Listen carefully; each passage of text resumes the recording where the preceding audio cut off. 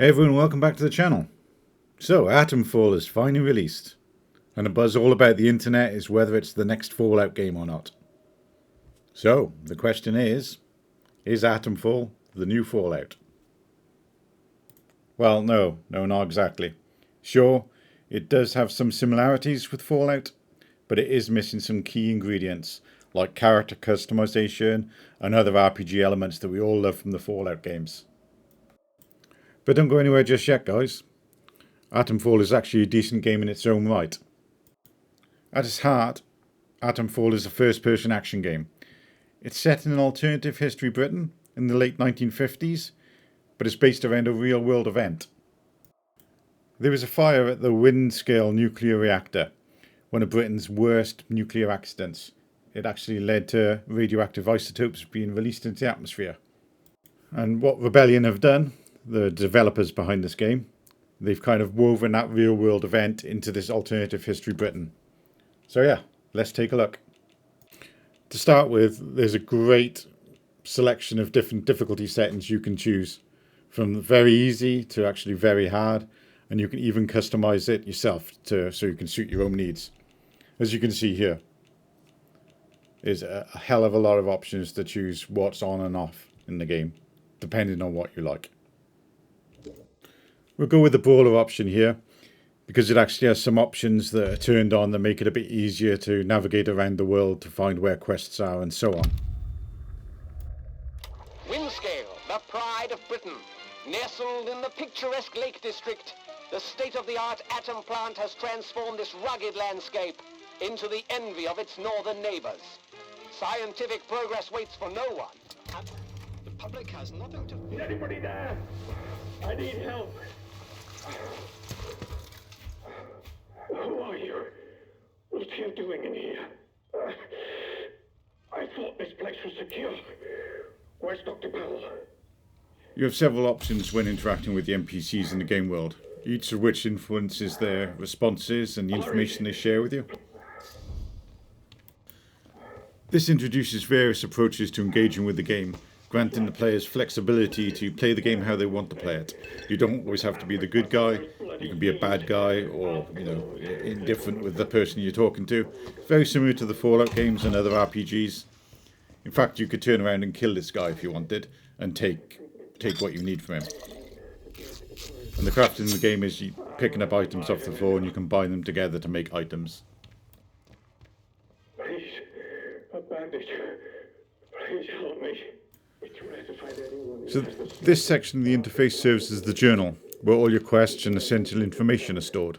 In this difficulty level, it indicates whether the quest is part of the main storyline or not. However, in harder modes, this feature is removed, leaving you to determine whether or not it's a main quest or a side quest. Next, we have the skills section. This is fairly basic, offers minor boosts to specific attributes. Unlike Fallout and other RPGs, this game lacks any kind of in-depth character creation or complex skill system. So I guess that's kind of one of the differences or main differences between those kind of games. There are numerous areas throughout the world that can be accessed by crawling or climbing. You simply press space as you approach them and you'll climb up or crawl under, as you can see here. We'll see more examples later. So here we get the first look at the meat of the game, the melee combat system. It's pretty straightforward. It's just light attack, heavy attack and kick. There's no dodge button, there's no block. You can dodge attacks by moving yourself manually, but there's no magic roll out the way kind of dodge button. I found the one-on-one fights like that very easy, but then again it's very rare that you're actually fighting people one-on-one like that. Most of the time you're fighting big groups of enemies, and of course that makes it a lot harder, and it also brings ranged combat into the game as well, which obviously adds an extra level to it. I would say it's important as well to thoroughly explore the areas, loot everything you can. You'll get a lot of crafting materials and you can even find some weapons. Also the notes and stuff you find lying around will add to the lore of what's going on in the world. You've basically woken up with no memory, so you have absolutely no idea what you're doing here or what's happened. So everything you find kind of adds to that, and I guess the whole story of the game is you trying to find out what's going on and why you're here. Now we get to take a look at the surface. The world's divided into distinct areas. It's not an open world game. There's surface areas and there's underground areas. Looks really nice. There's no upscaling or anything like that. There are a few lower resolution textures, so it's not going to win any graphics awards. But actually, tell you the truth, it looks really good and runs really well, and I think that's the main thing.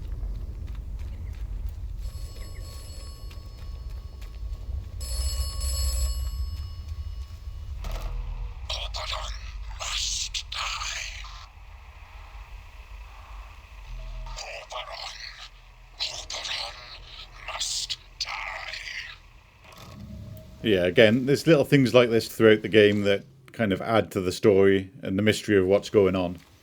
So it is important to explore everything. Here I go off in a totally different direction to where the main quest is. The game does offer freedom like this. You can basically go and explore and play the game how you want. You don't have to do it in a set way. There obviously is a main story to follow, but you can approach it in different ways. At this point we get our first melee weapon and a bit of a look at the looting and inventory system in the game. Storage space is limited. There are these containers scattered around the world where you can actually store stuff in, and they're all linked together, so it's like a global bank. As you approach enemies like this, a little white bar will appear above your crosshair, and then it'll turn yellow, and then it'll turn red. At each stage he'll give you a warning. If you listen to that warning and stay away, he won't attack you. They only attack if you get up really close. At least the outlaws anyway. There are other different types of enemies in the game and they might react a bit different. So we'll jump back up where we got the cricket bat from. But as you can see, I found another little melee weapon, this little tiny axe. But I wanted to come back up here to show you a bunker. It's just an example of some of the different areas you can find in the world. Each of these areas will have, maybe different quests linked to them, or you might get quests or clues as to what you're doing in the world. So it's definitely worth coming in here to explore. And then another feature of the combat system is you can actually throw the weapons as well, and then obviously pick them up afterwards. So I've actually found my first ranged weapon here, no ammo though. But I wanted to show you that global storage I was talking about earlier. So these you'll find dotted around the world, and you can actually store items in them and then retrieve them from any other of the locations that have one of these in the world. So it's a good way if you're running out of space, because you have very limited space. It's a good way of actually storing stuff and then picking it up later if you do need it for something.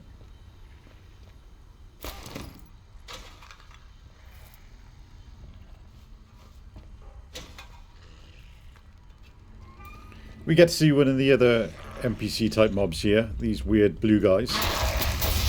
I guess once you get into the story you'll learn a bit more about them. But they hit pretty hard and they kind of poison you with this blue smoke stuff. And he almost killed me here. But luckily I got a bandage so I can heal myself up a bit. Or I got a med kit as well that I've looted along the way. I managed to loot a skill stimulant here, and these are used to unlock the skills. Now, I've only got one, so I've only got limited options to choose from. The others do take more to unlock. So I'm going to go with the kick stun duration here, it just seems to make sense. But again, these are very limited. I'm not even sure why they added them to the game, but they're there, so we may as well use them. There is also stealth in the game, so I just wanted to quickly show you what a stealth kill looks like. I mean, it's made by Rebellion, so it's kind of their bread and butter. Some people have complained that it's actually very hard to do and the enemies spot you pretty easily, but obviously I didn't have an issue there. I also wanted to show the kind of groups of enemies that patrol around the place as well. I think probably the group fights are probably the best fights in the game, and you get quite a few of them as well. And the enemy AI can be smart sometimes it can be stupid, and it's stupid. But it's a good mix, tell you the truth. And sometimes they can catch you out, they can flank you and come up from behind. And yeah, all the voice acting as well is really good in this, and the taunting and stuff you get from the enemies when you're fighting them is pretty good.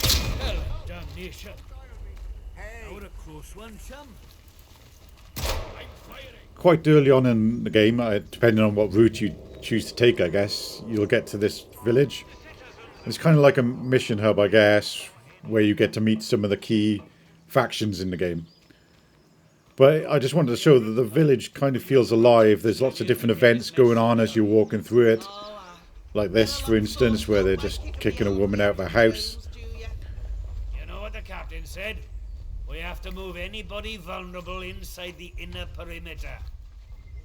Now, you don't necessarily have to interact with anything like that. It's just stuff that's going around the town all the time, kind of makes it feel alive. And then here we get to see one of the big robots. Addressing civilian. Stand back, citizen. As I mentioned earlier, there's quite a lot of freedom in this game. You can do anything you want, so I just randomly attack everyone in the town. Don't survive, of course, but it just shows that you can kind of do what you like. And I'm not sure what kind of effect it has on the game in the long run, if I manage to kill everyone in the town or not. I'll have to try that a bit later. Well, that's Atomfall, guys. While it may not be the deep, immersive RPG some expected before release, it's undoubtedly a fantastic game in its own right. The graphics are solid. Yeah, they're not groundbreaking, but I think they're still really good for what you get. More importantly, the game performs really, really well. And it doesn't even rely on, upscaling or frame generation or anything like that. It's just pure, solid performance. The voice acting is superb as well. I think it just helps bring the characters and the world alive. Really, really good. As for the combat, it's decent. Melee could have benefited from a block mechanic for sure, but there's something really satisfying about smacking an enemy over the head with a cricket bat. The ranged combat also feels good, though the ammo's very limited, so it's best to kind of avoid using it all the time until you actually need to use it. The AI deserves praise as well for sure, especially the group combat. You know, you'll get some of them that'll be attacking you directly at the front, and then others will be trying to flank you and come in from behind. No, it's really good. I've not seen it done that well for quite a while. Where the game truly shines, though, is in the exploration. While it doesn't boast a sprawling open world, each area is packed with intriguing discoveries and hidden details. These elements not only encourage curiosity, but also play a crucial role in unveiling what's going on in the game. I really think this one's worth checking out, guys. Sure, it's not Fallout, but it doesn't need to be. It's just a great game by itself. Well, thanks again for watching, guys. If you do want to see more like this, I'm going to get back to my current list of Steam games instead of new releases. But yeah, if you want to see more, please like and subscribe. See you in the next one.